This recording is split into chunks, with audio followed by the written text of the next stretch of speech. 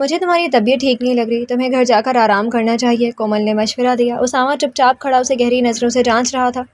تم نے انکل کو فون کیا؟ تمکین نے پوچھا۔ ہاں نہیں، وہ میں بھول گئی، اس کا دماغ ٹھیک سے کام نہیں کر رہا تھا، وہ ابھی تک ان لمحوں کے حصار میں تھی جو باہر اسامہ کے ساتھ گزرے تھے۔ چہ خوب، تم آخر کہاں کھوئی ہوئی ہو؟ انکل کو فون لگاؤ، انہیں کہو کہ آ کر لے جائیں تمہیں، گھر جا کر سکون سے سو، اور کل کالج جانے کی ضرورت نہیں ہے، آرام کرنا گھر پر، اوکے؟ تمکین کا بس نہیں چل رہا تھا کہ اپنا سر پیٹ لیتی۔ ہاں کرتی ہیں، اس نے جھٹ سے ایک بیگ سے اپنا فون نکالا اور جمال صاحب کا نمبر ڈائل کرنے لگی۔ تم دونوں جاؤ، مجھے سنابل سے کچھ کہنا ہے۔ اسامہ ان دونوں سے مخاطب ہوا، جواباً بیوی کی پیشانی پر سلوٹیں نمودار ہوئیں اور دوست کے چہرے پر مسکراہٹ۔ ڈونٹ وری، پرپوز نہیں کرا اسے، اس نے تب کر کہا تو کومل ہنس دی۔ سنابل چند قدم کے فاصلے پر کھڑی جمال صاحب سے فون پر بات کر رہی تھی۔ جلدی آنا، کومل نے حکم چلانا ضروری سمجھا، پتہ نہیں کیوں اسے سنابل کے ساتھ ساتھ اسامہ کی یہ بے باکی اچھی نہیں لگتی تھی۔ نہیں، میں تو صبح آؤں گا۔ صد شکر کہ یہ بڑبڑاہٹ کومل کے کانوں تک نہیں پہنچی تھی، ورنہ ابھی جگہ پلاسی شروع ہو جاتی۔ تم ٹھیک تو ہو نا؟ وہ فون بند کر کے مڑی تو اسامہ نے پوچھا، کیا تم واقعی اندر تھے؟ وہ بے یقین تھی۔ ہاں ڈیئر، میں یہیں تھا، میں کیسے مان لوں، وہ الجھی تھی۔ اچھا تم مجھے یہ بتاؤ کہ تمہارے ساتھ ایگزیکٹلی کیا ہوا تھا؟ وہ جانتا تھا کہ سنابل جھوٹ نہیں بولتی تھی، یقیناً کچھ ایسا تھا جو اسے پریشان کر رہا تھا۔ میں بس سے نکل کر فٹ پاتھ پر کھڑی تھی کہ اچانک تم میرے ساتھ آ کر کھڑے ہو گئے۔ تم نے مجھ سے کہا جو شاید میں سمجھ نہ سکی، یہ ہمارے درمیان کچھ دیر بات چیت ہوئی۔ اوہ ریئلی؟ کیا کہا میں نے؟ اسے تجسس ہوا۔ تم نے کہا کہ… اس نے سر اٹھایا تو اسامہ کی آنکھوں میں شرارت جبکہ ہونٹوں پر مسکراہٹ کھیل رہی تھی۔ سنابل کو اس کی آنکھیں یاد تھی، وہ گہری بھوری آنکھیں تھیں جن میں محبت کا عکس تھا، دھنک سے رنگ تھے، ستاروں سے چمک تھی، عشق کا ایک جہان آباد تھا۔ وہ آنکھیں یہ آنکھیں نہیں تھی، دونوں میں بڑا فرق تھا۔ تم وہ نہیں ہو سکتے، اس کے لب وہاں ہوئے۔ یہی میں بھی کہنا چاہتا ہوں کہ ضرور تم نے کوئی بھوت دیکھا ہوگا یا پھر تمہیں پہچانے میں غلطی ہوئی ہوگی، وہ یقیناً کوئی اور ہوگا، وہ اسے پیار سے سمجھاتے ہوئے بولا۔ البتہ سنابل کی تسلی نہیں ہوئی تھی، اس کی آنکھیں دھوکہ نہیں کھا سکتی تھی۔ یہ سچ تھا کہ وہ اسامہ ہی تھا، مگر یہ بھی سچ تھا کہ اس کی انداز اور لہجہ اسامہ سے مختلف تھا، بے حد مختلف۔ نیلم تم روتی رہی ہو؟ اس کے سوال پر اس کا دل زور سے دھڑکا۔ تو کیا دل میں رہنے والے دل کی بات بھی جان لیا کرتے ہیں؟ ہم بھلا کیوں روئیں گے جہاں سے؟ آپ کو غلط فہمی ہوئی ہے، ایسا کچھ نہیں ہے۔ نہ چاہنے کے باوجود اس کی آواز بھر گئی تھی اور آنکھوں سے نمکین پانی امڈ آیا۔ وہ کیسے کہہ دیتی کہ آج آخری بار ملنے آئی تھی، اس کے بعد شاید زندگی میں کبھی دونوں کو یہ گھڑیاں، یہ ساتھ، یہ قربتیں، یہ خاموش لمحے اور کئی انکہی باتیں نصیب نہیں ہونے والی تھی۔ جہاں زیب کی جان جیسے سولی پر لٹک رہی تھی۔ آخر ایسی کیا بات ہو گئی تھی کہ نیلم اس طرح رو رہی تھی؟ اس کی آنکھیں بتا رہی تھی کہ وہ برستی رہی تھی، شاید کل سے ان کا موسم بدلا ہی نہیں تھا۔ خدارا مجھے بتاؤ کہ آخر بات کیا ہے؟ میرا دل بیٹھا جا رہا ہے نیلم۔ نیلم نے دونوں ہاتھوں سے آنسو سمیٹے اور دل کڑا کرتے ہوئے بولی، جہاں زیب ہمیں آپ سے ایک ضروری بات کرنی ہے۔ وہ متوجہ تھا۔ ہاں بتاؤ، اسے بولنے پر اکسا رہا تھا، خود اس سے صبر ممکن نہ رہا تھا۔ آپ جانتے ہیں کہ ہم آپ کی طرح انسان نہیں ہیں بلکہ ایک پری ہیں جس کا ٹھکانہ پرستان ہے۔ اگر بات الگ خاندان کی ہوتی تو پھر بھی شاید یہ ممکن تھا، مگر بات اب ہماری ذات کی ہے، ہماری دنیا کی ہے۔ ہم دونوں کی زندگی بہت الگ ہے، ہم زمین پر نہیں رہ سکتے اور آپ پرستان نہیں آ سکتے، اس لیے ہم نے طے کیا ہے کہ آج کے بعد ہم کبھی آپ سے ملنے نہیں آئیں گے۔ جہاں زیب کے دل پر گھونسا پڑا۔ ہم آج آپ سے یہی کہنے آئے ہیں کہ یہ ہماری آخری ملاقات ہے، اس لیے بہتر ہوگا کہ آپ ہمیں بھول جائیں، اپنے دل و دماغ سے ہمارا عکس نکال کر یہاں اپنی دنیا میں خوش رہیں۔ اس پار چہرہ لیے مکان کے انداز میں بول رہی تھی، جبکہ جہاں زیب کا چہرہ زمانوں کی تھکن لیے ششدر رہ گیا تھا، اس کی آنکھوں کے کنارے نم ہو گئے تھے۔ اس مضبوط مرد کا دل شکستگی سے دوچار ہونے لگا۔ نیلم اپنے اندر اٹھتے طوفانوں کو نہ جانے کیسے دبائے بیٹھی تھی اور وہ اپنی جگہ بت بنا تھا۔ وہ اجڑی ہوئی شہزادی کی مانند اٹھ کر جانے لگی۔ کبھی کسی اور کو دھوکہ مت دینا نیلم، برداشت نہیں ہو پائے گا اس سے۔ اس کے حلق میں کانٹے اگائے، گردن کی گلٹی ڈوب کر ابھری تھی۔ ہم نے آپ کو دھوکہ نہیں دیا جہاں زیب، وہ بے آواز رونے لگی۔ Just shut up. وہ دھاڑتا ہوا اٹھا، تن فن کرتا اس کے قریب آیا اور درشتی سے اس کا بازو پکڑ لیا۔ جانتی ہو کل میں نے تم سے وعدہ کیوں لیا تھا؟ وہ دانت پیس کر بولا۔ اس کی آنکھوں میں خون اترا ہوا تھا۔ کیونکہ میں نے تمہاری یہ بے وفا آنکھیں پڑھ لی تھی جو چینخ چینخ کر کہہ رہی تھیں کہ بہت جلد تم مجھے چھوڑ کر چلی جاؤ گی۔ نیلم کے آنسو بھل بھل بہہ رہے تھے۔ کس بات کا فائدہ اٹھایا تم نے؟ ہاں بولو، اپنی اس بے پناہ خوبصورتی کا یا پھر میری ازحد بے وقوفی کا؟ اس کا لہجہ، بات کرنے کا انداز، سب بہت بکھرا ہوا تھا، نہ جانے وہ خود کتنا بکھر گیا تھا۔ ہمارے پاس وقت نہیں ہے جہاں زیب، ہمیں جانے دیجیے پلیز۔ بازو اس کی اپنی گرفت میں سرخ ہو گیا تھا، اس کی آہنی گرفت میں سرخ ہو گیا تھا، مگر وہ تھا کہ چھوڑنے کا نام ہی نہیں لے رہا تھا۔ نہیں، آج تم ایسے نہیں جا سکتی، پہلے میرے سوالوں کے جواب دو۔ وہ ضد پر اتر آیا تھا۔ نیلم کے لیے اسے سمجھانا مشکل ہو گیا تھا۔ ہم مجبور ہیں، ہم آپ کو کچھ نہیں بتا سکتے۔ مجبوری مائی فٹ۔ اس نے اس کا بازو مزید کھینچا۔ نیلم کے آنسو تھمنے کو تیار نہیں تھے۔ وہ چاہتی تو خود کو چھڑوا سکتی تھی، مگر اس شخص کے سامنے اس کا زور کب چلتا تھا؟ سارے جادو اور ساری ماورائی طاقتیں دھری کی دھری رہ جاتی تھیں۔ نہیں مس نیلم، آج تمہارے یہ جھوٹے آنسو مجھے نہیں ہرا سکتے، مجھے جواب چاہیے۔ بولو کیوں کیا تم نے یہ سب؟ آج کا سارا دن حورین اپنے کالج فیلوز کے ساتھ مختلف مقامات کی سیر کرتی رہی تھی۔ دوپہر کا کھانا انہوں نے ایک اور ہوٹل سے آرڈر کیا تھا۔ کھانا کھا کر وہ ایک بار پھر مٹر گشت کرنے نکل گئے تھے۔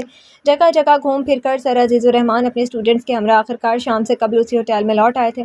اب وہ سب اپنے اپنے کمرے میں آرام کر رہے تھے۔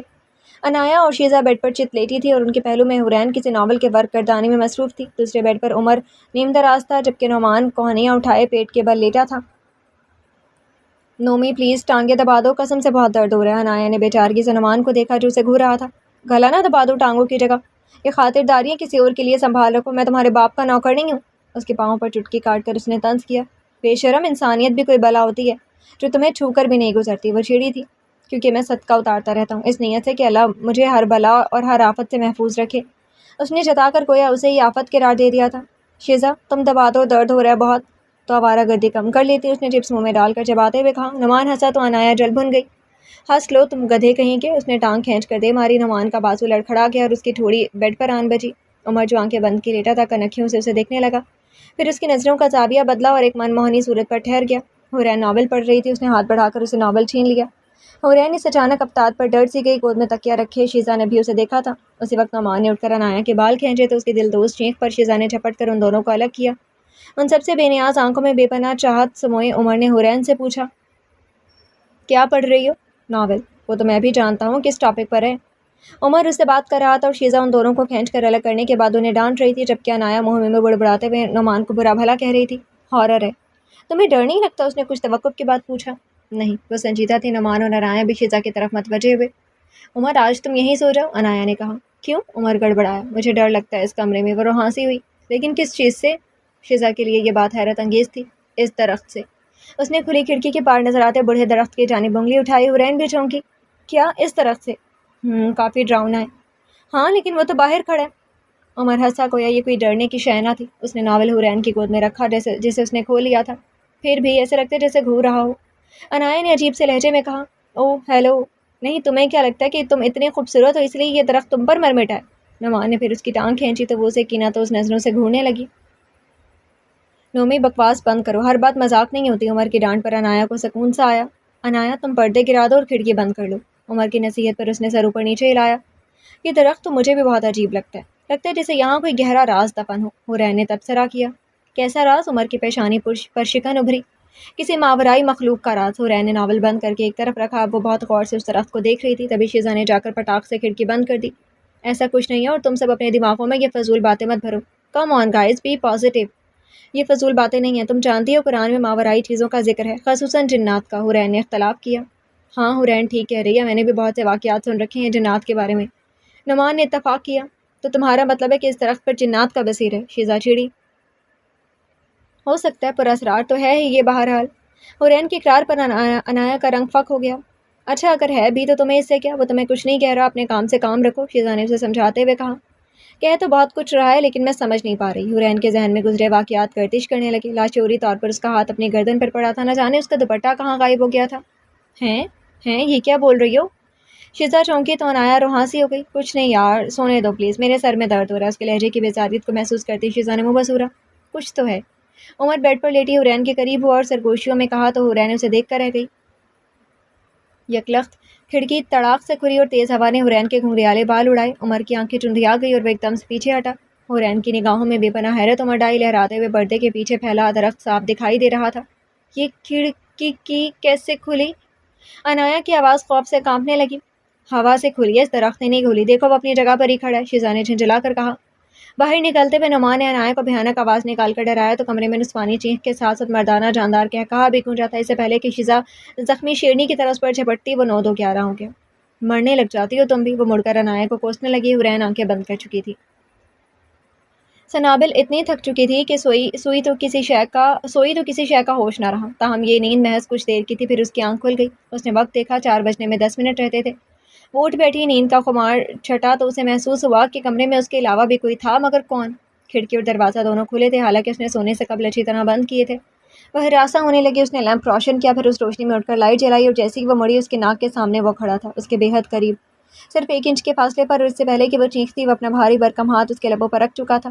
سنابل کی ششتر آنکھیں اس کے وجیح چہرے اور سنجیدہ بھوری آنکھوں کو دیکھ رہی تھی۔ اسے لگا جیسے اس کی آواز گلے میں گھٹ گئی ہو، پھر اسے سانس لینے میں بھی دشواری ہونے لگی۔ پیشانی پر شکن ابھری اور اس نے آنکھیں میچ لیں۔ 5 سیکنڈ، بس 5 سیکنڈ ہی اس کی آنکھیں بند رہیں، اور جب کھلی تو وہاں کچھ نہیں تھا۔ سنابل لڑکھڑا سی گئی، خوف سے اس کے پسینے چھوٹ گئے، بدن لرزنے لگا۔ اس کی پوری زندگی میں آج تک ایسا نہیں ہوا تھا، تو پھر اب کیوں؟ آخر کون تھا وہ شخص اور کیوں نظر آ رہا تھا اسے ہر جگہ؟ ان سوالوں کے جواب خود اس کے پاس بھی نہیں تھے، وہ کسی اور سے کیا پوچھتی؟ آنکھیں لمحوں میں چھلک اٹھی، وہ مرے مرے قدم اٹھاتی بیڈ تک آئی اور بستر میں دبک گئی، بے جان ہوتے ہاتھوں سے کمبل کھینچ کر خود پر تان لیا۔ کھڑکی اور دروازہ دونوں کھلے ہی رہے، انہیں بند کرنے سے بھی ڈر لگ رہا تھا۔ سنابل ہچکیوں سے رو رہی تھی۔ 7 والا کمرہ حرین کا تھا، مگر وہاں حرین نہیں تھی، ورنہ وہ اس کے پاس چلی جاتی۔